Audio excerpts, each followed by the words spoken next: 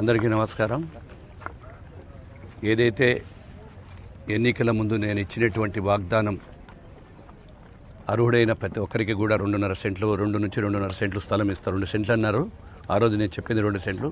ఇప్పటికీ కూడా 2 సెంట్ల నుంచి 2 కానీ లేదంటే వీలైతే 2.5 సెంట్ల స్థలం ఇవ్వడానికి కార్యాచరణ మొదలుపెట్టాము.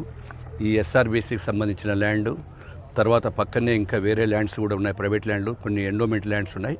వాటన్నిటిని కూడా ఈ యొక్క మొత్తం కూడా ఈ కంప చెట్లతో నిండిపోయింది.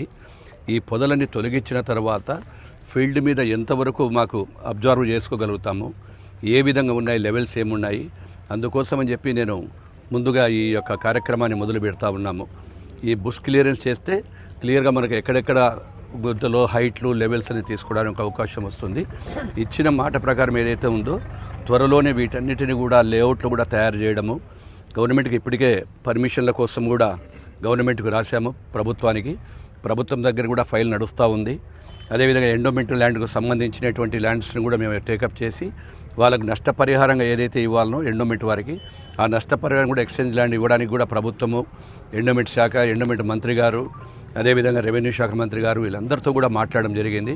గౌరవ ముఖ్యమంత్రి గారి ఆదేశాలు, అదేవిధంగా లోకేష్ బాబు వాళ్ళందరి దృష్టిలో కూడా తీసుకెళ్ళి ఆ రోజు ప్రామిస్ చేసి బనగానపల్లె పట్టణ ప్రజలు మాకు ఏదైతే ఇచ్చినటువంటి మాట పట్టణ ప్రజలకు ఉన్నారో వాటిని నెరవేర్చడం టైం త్వరలోనే అయిపోతుందని, అర్హులైన ప్రతి ఒక్కరికి కూడా ఇది చేసుకోవాలని చెప్పి ఈరోజు అందరికీ ఇస్తామని చెప్పి కూడా దానికోసం ఈరోజు పూజా కార్యక్రమాలు మొదలుపెట్టాము.